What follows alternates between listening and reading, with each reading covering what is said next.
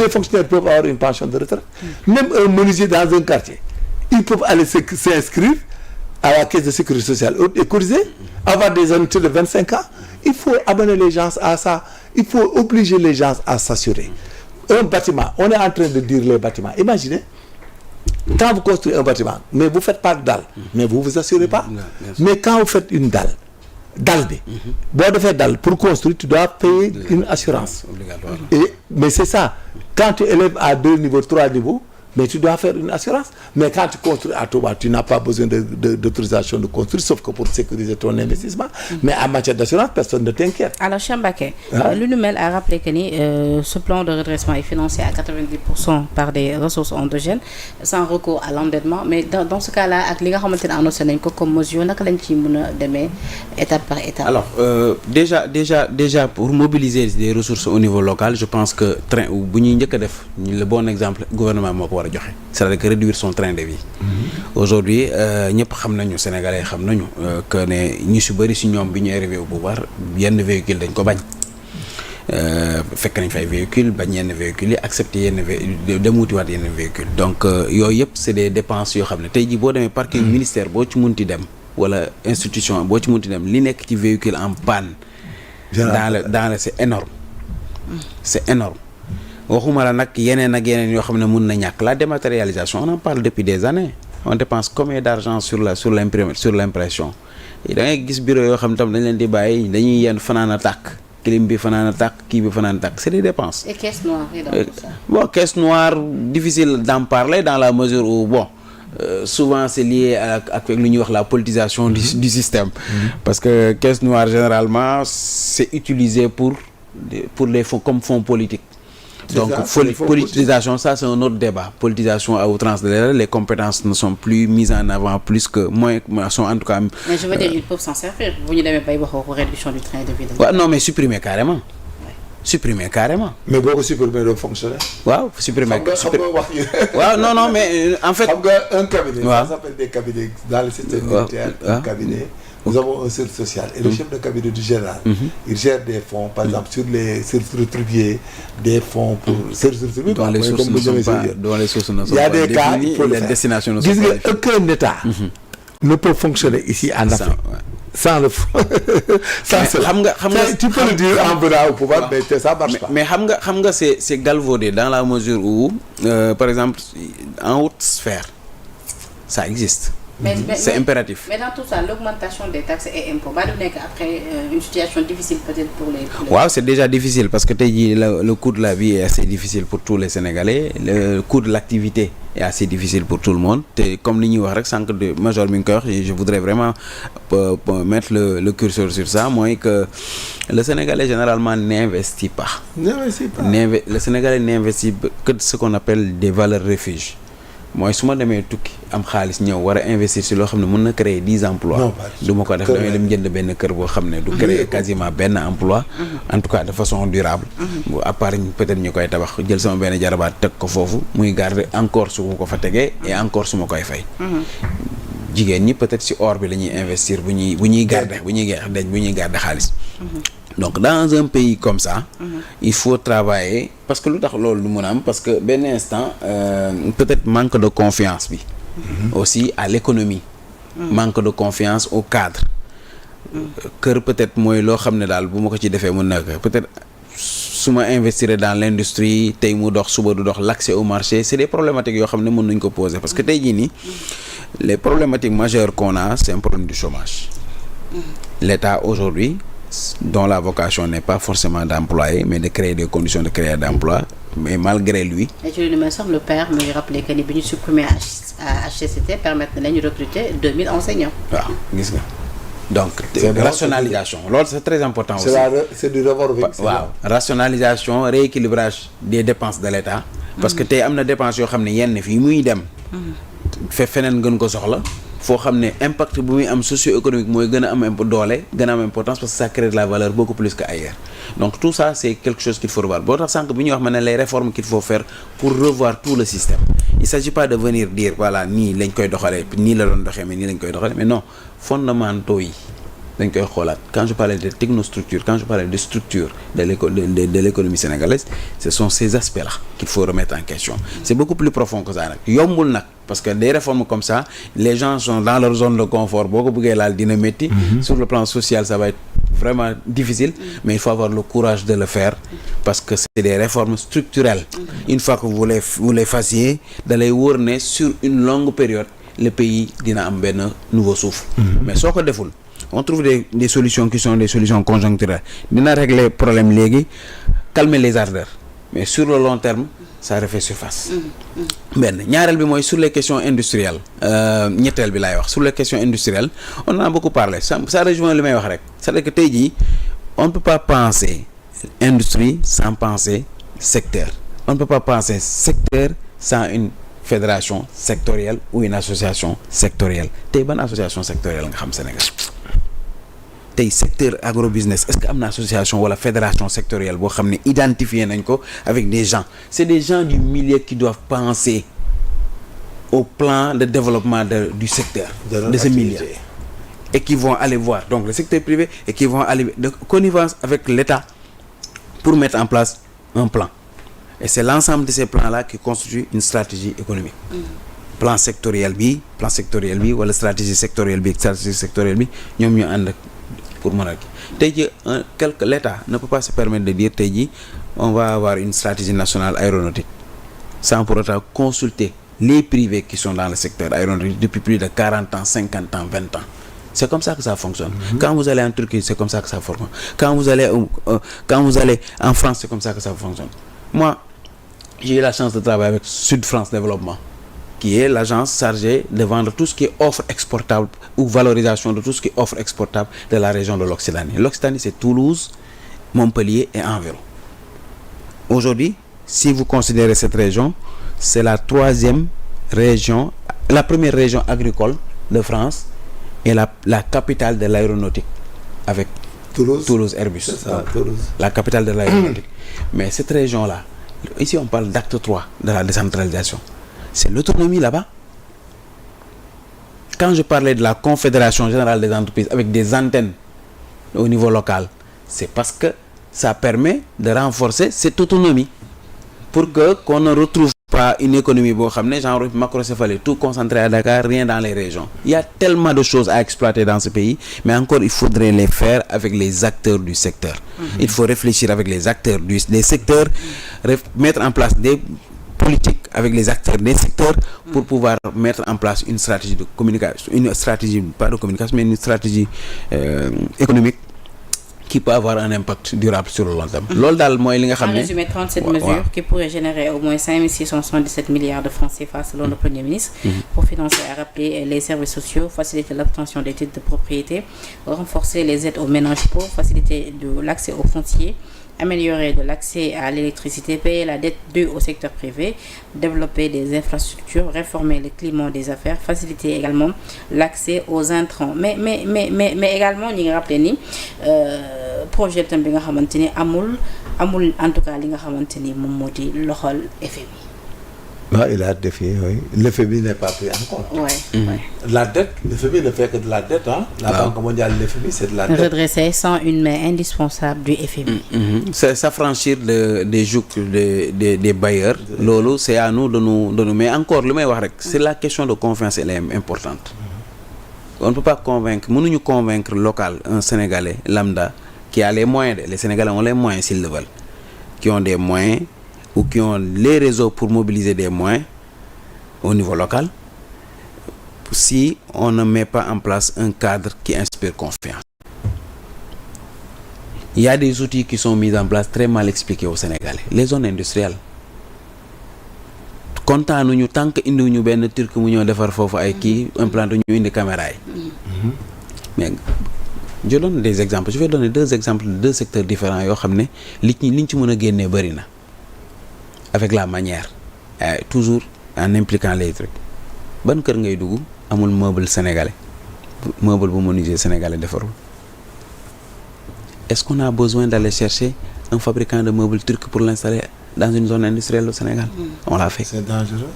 Et pourtant tey jii nii menuisier bu ciy gagner 5 millions 10 millions par mois parce que da ngay jaay lalu 1 million 2 millions 3 millions bés boo feebaree une semaine nga tumuranke tu recommences à zéro boo retraité yàqu di nga dem ba 65 ans tey continuer di yor sa atelier menuisier parce que boo arrêté tumuranke mais l'État pourquoi l'État n'organise pas toutes ces choses là quand je parle de confédération de fédération de secteur c'est mutualiser ces gens là mais seen meuble ñun dañ koy jënd oui par la force dañ koy jënd et le sentiment nationaliste dans l'érection des banques nationales dans la mise en place de plateformes de showroom de produits locaux le Made in Sénégal ainsi de suite c'est des choses yoo xam ne ça nous permet de n'aller pas aller chercher peut-être là-bas il y a certains secteurs peut-être matière première bi dañ ko wuti mais on travaillera à être autonome.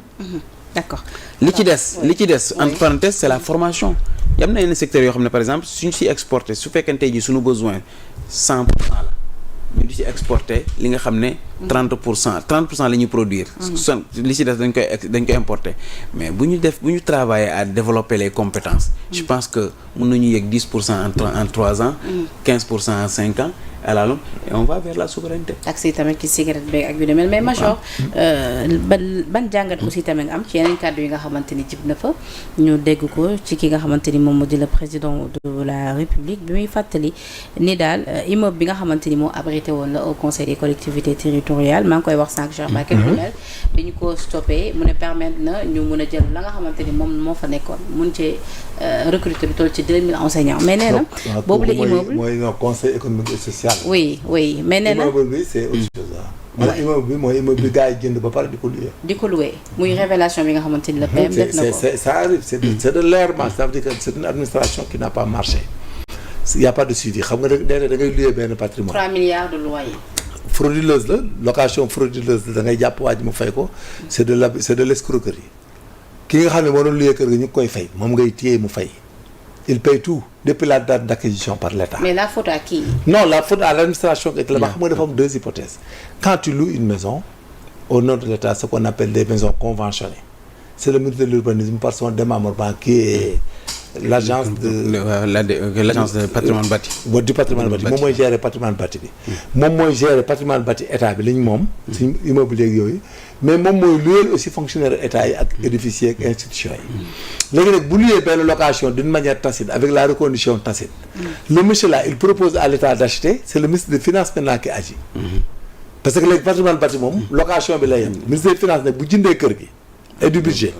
S'il achète la maison, dañ ko war a reverser au patrimoine bâti. Et là-bas, il régularise que cette maison-là faisait l'objet d'une location. Maintenant, dans ce cas, ils doivent couper aussitôt la location bi ñu doon fay waa ji. Donc c'est des errements qui arrivent et puis qu'il faut bien auditer day am. Mais ci lu nu mel dama ci lire tout à l'heure un socialiste du nom de Digbor Faye mu ne la présentation d'un plan de redressement économique social est un moment très décisif pour l'avenir et la trajectoire économique sociale de notre pays.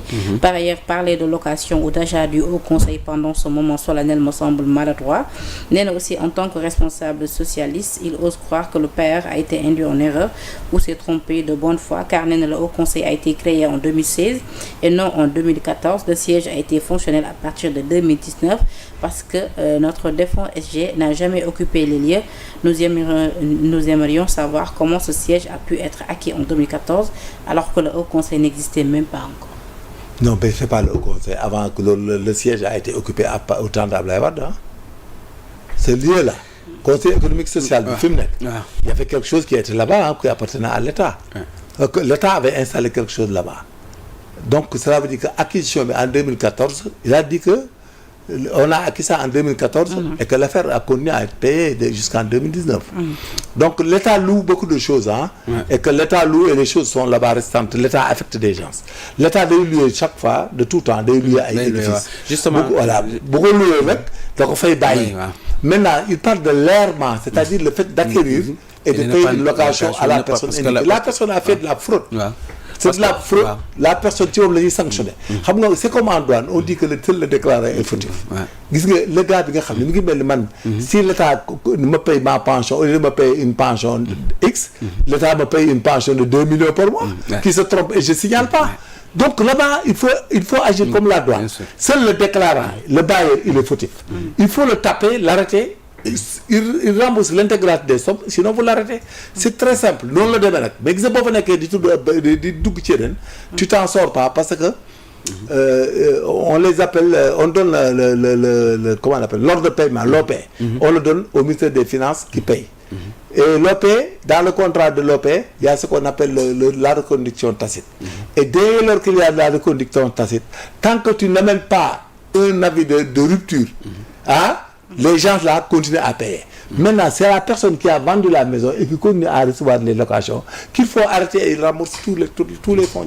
En tout cas, c'est un scandale. Mais ce qui est important, c'est que indépendamment du fait du contenu de cette affaire-là, c'est de revenir sur la rationalisation des dépenses de l'État parce que tey jii nii notre État depuis des années, depuis des décennies lay wax.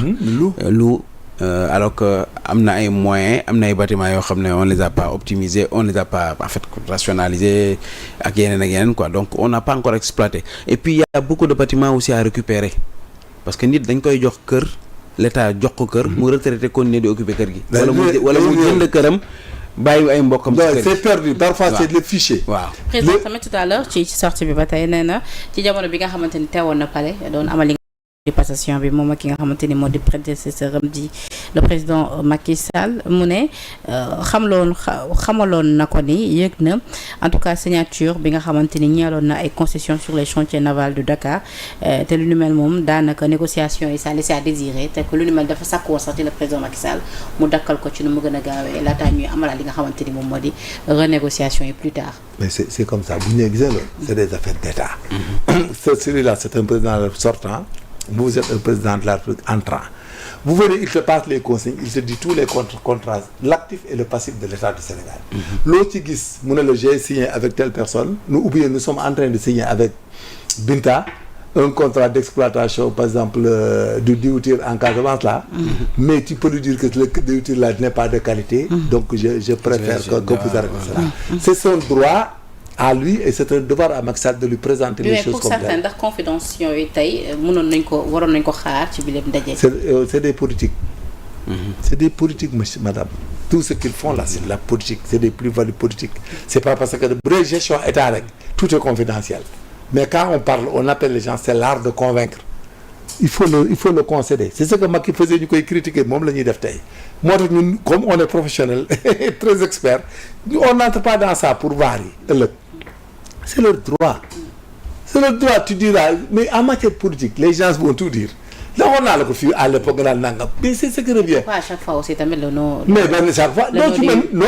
Le nom de Macky Sall. Pour nous convaincre. Oui. Mais pour nous convaincre, il faut que tout le monde. Macky a fait des terres, a fait des avions, a tout fait. Mais fii boy politique léeg-léeg est-ce que da nga ñëw rek quoi voilà fii Macky Sall kay li fi defoon mënuñu koo def est-ce que da nga ko wax mais dites-moi la vérité est-ce que tu vas le dire en tant que remplaçant de Macky Sall est-ce que da nga ñëw ne Macky Sall lépp lu mu defoon daa baax c'est excellent. terre bi mais doo ko def mais comme qu'est-ce que tu vas dire aux gens. lan ngay teg ci loxo militaire yi. donc xam nga en politique. y a ce qu'on appelle le politique et la politique. Le politique c'est l'art de disposer des moyens de création légaux. mooy li ngay dégg léegi gendarme yi dóor la jàppal la ak magistrat ñu lay jàppal. la politique c'est l'art de convaincre. ñoo teg say militants. mais ça doit am loo teg seen loxo. loolu ay faux débat la.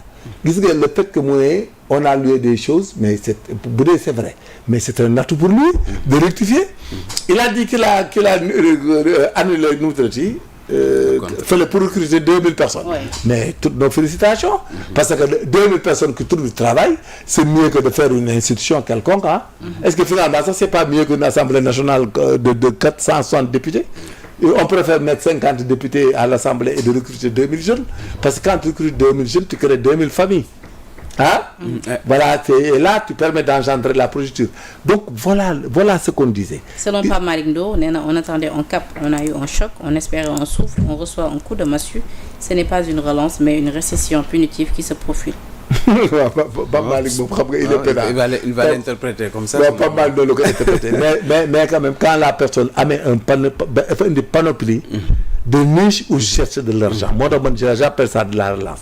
Et c'est logique, ce qu'on a fait sur les véhicules, mais en tant qu'un humain de bonne foi. Mais mon critique, quand même, soyons simples. Voilà, c'est un beaucoup d'immigrés. Ça m'arrange. et puis man am na oto boo xam ne benn jour pour vous dire que man ça nous arrange man am naa benn oto boo xam ne un jour dañ ma ko yónnee États-Unis xam nga qu'est-ce qui s'est passé. bateau bi am problème en mer mu dépassé 3 mois mais oto bi âgé de 3 mois. 8 ans 3 mois mais damaa mujj dem. yóbbu preuve yi à la douane ñu doog koy bàyyi mu génn. donc si nous amène des véhicules de 10 ans mais tu vas continuer à acheter des véhicules de 8 ans 9 ans. C'est-à-dire il faut pas qu'on prenne la taxonomie précédente qu'ils avaient utilisée pour venir au pouvoir pour reprendre la même taxonomie pour essayer de les contrer. C'est très dangereux pour un État.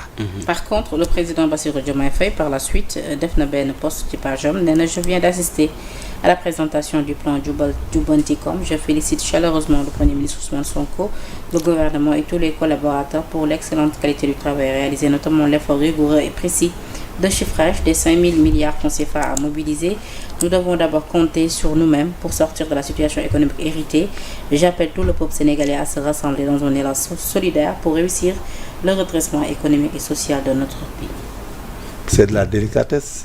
C'est du savoir-vivre quoi. Mais lu ni mel tamit tout à l'heure en image li ñu gis tamit ute na ak li ñu doon gëmloo ci fan yii ñu weesu que ni y a malaise au sommet de l'État.